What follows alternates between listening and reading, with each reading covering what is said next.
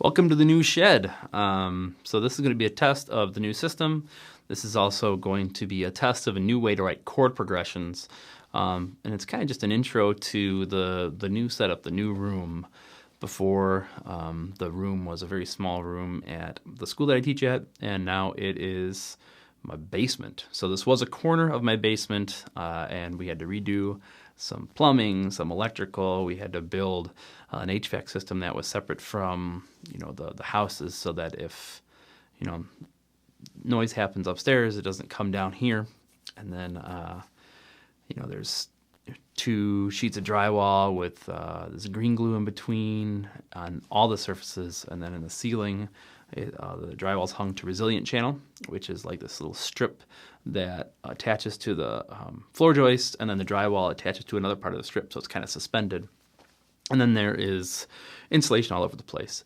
This is the warmest room in the house. It is fantastic. It's cold outside right now, but I'm cozy in here, which is pretty cool. Also ran separate ground wire for the 2 circuits in here, and it was the first time ever that I was able to play on a guitar with single coil pickups and not have any buzz. It's really weird because I'm using LED lights and it's really clean power, so I was able to turn around and I didn't hear anything. It's very strange. So this new setup is kind of centered around a new piece of kit. So let me show you my new piece of kit, but it's being used for this video. So this is the new piece of kit. It is a Blackmagic ATEM Mini, and the refresh rate on these LEDs is making it very blinky. But basically, it can change. It takes multiple HDMI inputs, and then you can switch them.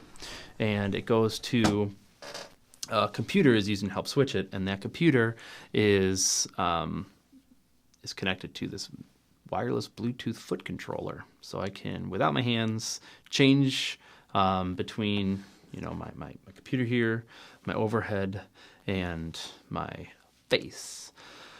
I have guitars behind me. I have my drum set. It's a bigger room. We're looking forward to, bringing in some guests, doing more guitar-related stuff, and doing more YouTube videos like this, where we're kind of breaking down the fourth wall. And I'm not a floating head anymore, which is also kind of nice. So it's a test of the studio. It's also a test of a new way of writing chord progressions. So usually the chord progressions we think about are all revolving around the 4th interval. So if I'm in the key C, which I am, let's start on, the 3 chord, which is E.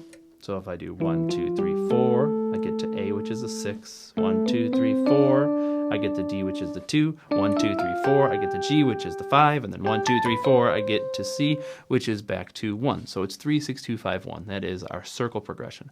And, it's very common. So we have, 3, 6, 2, 5, 1. It's kind of vanilla. It's a little overplayed, but there's a lot of different variations and things you could do, different moves around there. But what if you built chord progression? If you changed your bass, instead of it being built on 4ths, what if it was built on a different interval? What about a 3rd? So instead of going up in 4ths, I'm going to go up in 3rds. So I'm going to start on my 2 chord, which is D in the key of C, and I'm going to go to F, which is 4, and 1, 2, 3. To A, which is 6, and then back to 1 chord. So the chord progression I'm going to use is all based on the 3rd interval. It's 2, 4, 6, 1. It has some moves in there that are a little different, but let's record it.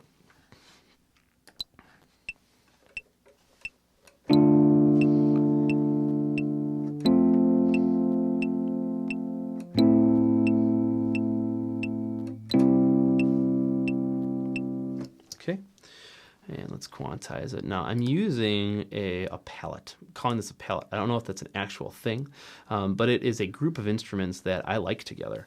And I think you can kind of change the way you create if you have different palettes, because it sets you in a different mood and it makes you choose different things. So this is one of the palettes that I've been toying with. So I had that. Let's add in bass line. And, I can bring my bass. Look it's my bass. It's my bass. The lowest note of a bass goes to E, which is, if I go down an octave on my piano, it is this E.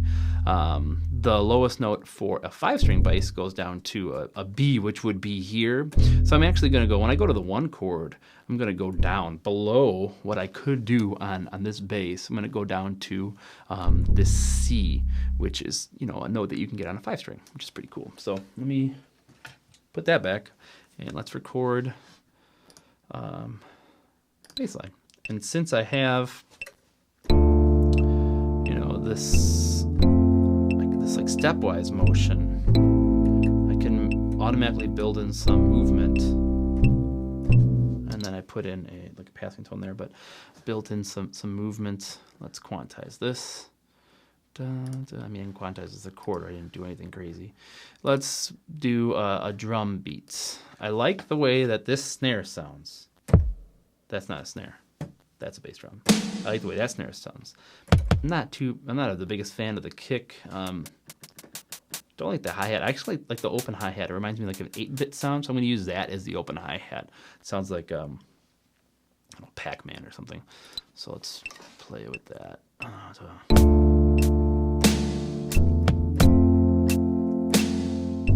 Just let that breathe.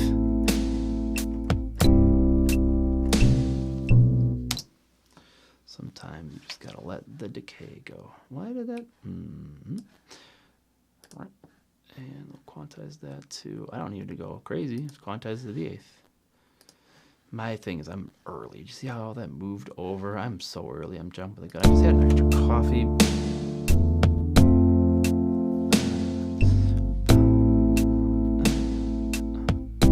Did you hear that one note?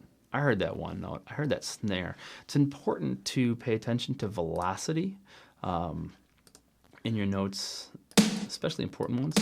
This one was not loud enough, so I'm going to make it louder. The characteristic of the sound changes when it gets quieter, so this has more punch. Okay, so now I have my my drum part. Let's add in a Celeste, because that's in my, my palette here.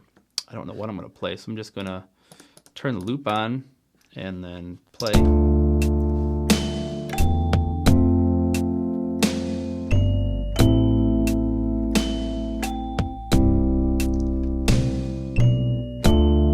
Haha, it's like it's a loop.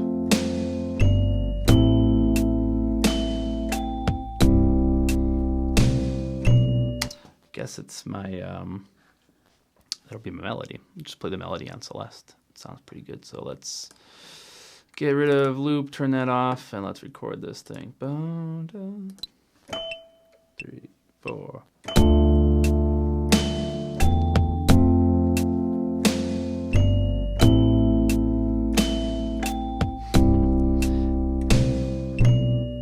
And then when I repeat that, it'll come right back. Let's work on that. And I'll do, I mean, that didn't do anything with any other kind of subdivision. So let's try to find maybe something.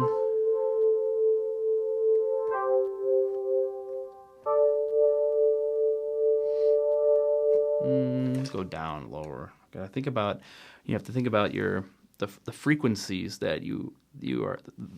Think about frequency of space, and you want all of the instruments to have a place to live inside that space. So you don't want any frequency bands that are super busy, because it's hard to listen to the different instruments. You also you have to think about, if you were to put vocals on this, the voice is mid-range. So you want to kind of keep that open so that it's not too jumbled. So I was going to keep it up there, but I think I might move it down. Because that Celeste is super high. If I sing on top of it, which I'm not, I don't want it kind of in the mid. So I'm going to maybe do like some low stuff. Start off we'll do that. So 2, 4, 6, 1. Perfect. We'll do that.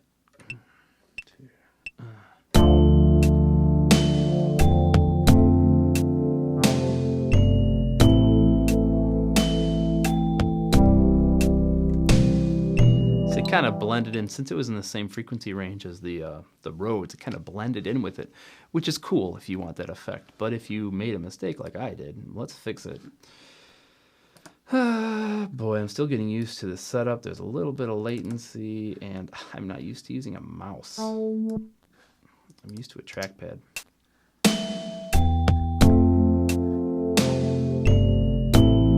I like it. Let's keep it. Sometimes mistakes are good. And I'm going to make this a little lower. It's close enough to the Rhodes that it kind of blends in, but there's some extra movement in there. So let's hear from the top without the metronome.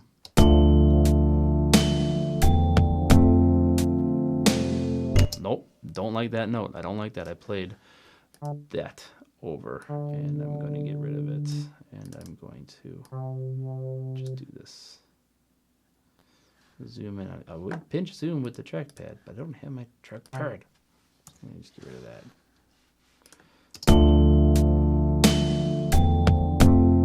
There you go.